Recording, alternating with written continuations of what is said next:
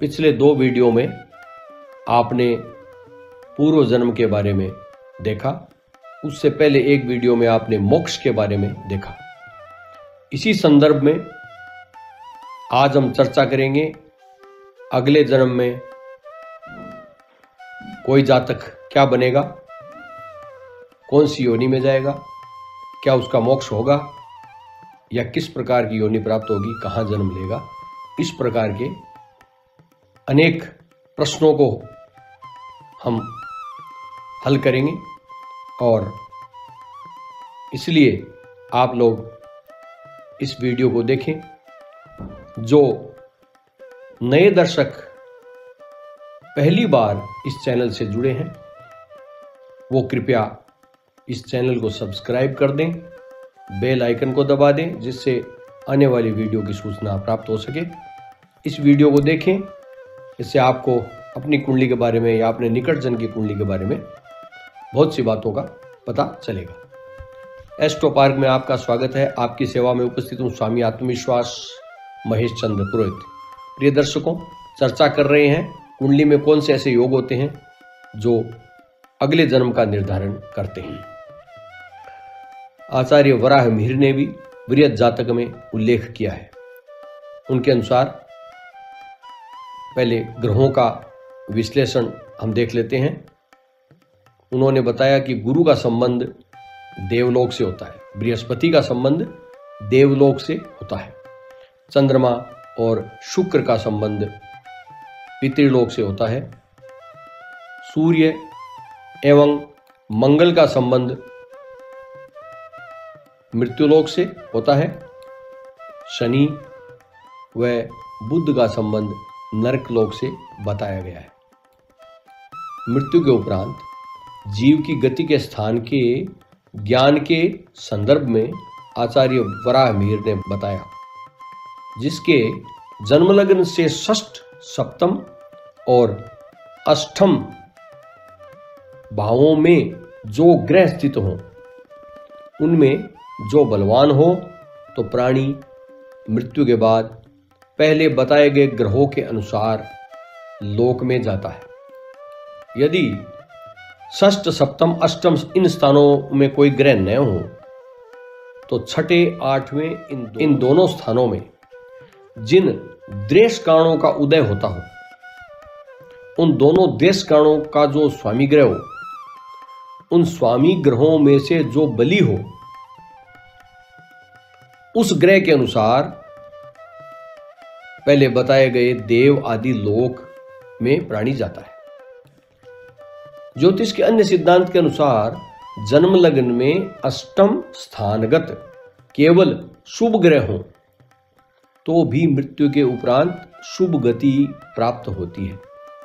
यदि जन्म लग्न में शुभ गतिप्रद ग्रह स्थित हो और मरण लग्न में अशुभ हो मृत्यु के समय, तो वह मध्यम लोकों में जाता है। जन्म और मरण दोनों काल की ग्रह स्थिति अशुभ हो तो अधोगति अर्थात नरक आदि लोक में जाता है।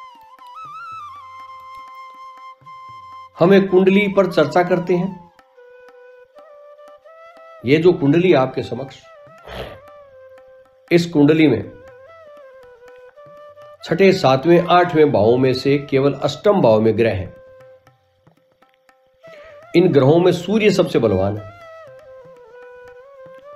अतः यह जातक मृत्यु के पश्चात मृत्युलोक अर्थात पृथ्वी पर पुनः जन्म लेगा। एक और कुंडली के विषय में चर्चा करते हैं। इस कुंडली में छठे, सातवें व आठवें भाव में कोई ग्रह नहीं है, जैसा कि ऊपर बताया गया है। उस हिसाब से हम पता करेंगे। कोई ग्रह नहीं है, अतः छठे व आठवें भाव के दृश्य कारण से हम ज्ञात करेंगे। लग्न की 14 डिग्री है, अतः भाव स्पष्ट के आधार पर षष्ठ भाव में मकर राशि का द्वितीय देश कारण होगा। यह 5वां होता है जो वृष राशि का है। अष्टम भाव में मीन राशि का द्वितीय देशकांड भी 5वां होगा, जो कर्क राशि का है। इनके स्वामी शुक्र और चंद्रमा हुए। इन दोनों में षड्बलों में शुक्र बलवान है, अतः जातक मृत्यु के पश्चात पितृलोक में जाएगा। अब एक और प्रकरण द्वादशेष के संबंध से आता है। मृत्यु के पश्चात स्वर्ग लाभ होगा या नहीं होगा, इसका पता द्वादशेष से संबंध व युति करने वाले ग्रह के अनुसार होता है। द्वादशेष यदि शुक्र युक्त या शुक्र के नवांश में हो तो स्वर्ग लोक में गति होती है। सूर्य या चंद्र के नवांश में हो तो कैलाश लोक या शिवलोक में प्राणी जाता है। बुध के नवांश में हो तो विष्णु लोक या वैकुंठ लोक में जाता है। मंगल के नवांश में हो तो मृत्यु के पश्चात प्राणी पुनः पृथ्वी लोक में ही जन्म लेगा। शनि के नवांश में हो तो नरक की प्राप्ति होगी। बृहस्पति के नवांश में हो तो आत्मा ब्रह्मलोक में प्रवेश करती है, ऐसा कहा गया है। द्वादश भाव में दूषित सूर्य मंगल से कुछ काल नरक में रहकर पुनः नवांश के अनुसार उसी लोक में प्राणी जाता है। यदि द्वादश भाव में सूर्य और मंगल हो और दूषित हो तो ऐसा होता है। एक कुंडली पर विचार कर लेते हैं। इस कुंडली में द्वादशेष चंद्रमा है, जो धनु राशि के नवांश में है। द्वादश 12वें अर्थात 12वें भाव का स्वामी चंद्रमा है, जो धनु राशि के नवांश में है, जिसका स्वामी बृहस्पति होता है। अतः जातक मृत्यु के पश्चात ब्रह्मलोक में जाएगा। द्वादश स्थान का संबंध किसी एक जन्म से आबद्ध नहीं होता है, अपितु अनेक जन्म के मृत्यु के पश्चात मोक्ष होगा या नहीं होगा, इस बात को भी दर्शाता है। द्वादश भाव राशि शीर्षोदय राशि तथा द्वादशपति यदि ऊर्ध्वमुख नक्षत्र में हो तो स्वर्ग लाभ होता है, तथा पृष्ठोदय राशि और अधोमुख नक्षत्र में हो तो आत्मा की गति और गमन नरक में ही होता है, ऐसा कहा गया है। शीर्षोदय और पृष्ठोदय आदि राशियों के बारे में यहां पर आपके सामने दिया गया है, आप इससे ज्ञात कर लें। ऊर्ध्वमुखी नक्षत्र, अधोमुखी, तिर्यकमुखी नक्षत्रों के बारे में भी यहां पर दिया गया है, आप उस हिसाब से अपना निर्णय करें। द्वादश भावपति स्वयं शुभ ग्रह और शुभ ग्रह की राशि में हो तथा बलवान होकर स्वक्षेत्री या उच्च राशि में हो तो जीवन का अंतिम काल चिंता मुक्त और कष्टों से रहित होकर व्यक्ति मृत्यु को प्राप्त होता है, तथा इसके विपरीत अवस्था में हो तो अशुभ फलों की प्राप्ति होती है।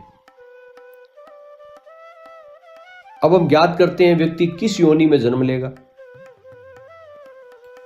तो इस बारे में बताया गया है, लग्नेश की उच्च राशि में, लग्नेश के मित्र ग्रह की राशि में अथवा लग्नेश की अपनी राशि में नवमेश पंचमेश हो तो उस व्यक्ति का पुनर्जन्म मनुष्य योनि में होगा। यदि नवमेश पंचमेश समग्रह की राशि में हो तो मृग आदि पशु योनि में पुनर्जन्म होगा, तथा अन्य ग्रहों की राशियों में हो तो पक्षियों की योनियों में जन्म। इसी प्रकार से नवमेश पंचमेश किस राशि के द्रेष कांड में गए हैं, उस द्रेष कांड पर से भी यह विचार करना चाहिए। यदि दोनों ग्रह अर्थात नवमेश और पंचमेश एक ही राशि में बैठे हों तो स्वदेश में जन्म जाने, यदि दोनों ग्रह समान बली हों तो उसी अपनी जाति में जन्म जाने, उसका वर्ण गुण आदि संपूर्ण विचार उस ग्रह के अनुसार, उसकी संज्ञा के अनुसार बतलाना चाहिए। तो इस प्रकार से आप निर्धारण कर सकते हैं। यह वीडियो को देखकर आप इन सूत्रों के माध्यम से कुंडलियों में ज्ञात करें। आपको यह वीडियो अच्छा लगा हो तो इसको लाइक करें, शेयर कर दें, दूसरों के काम भी आ सके, और कमेंट करते रहें। आज इतना ही। नमस्कार।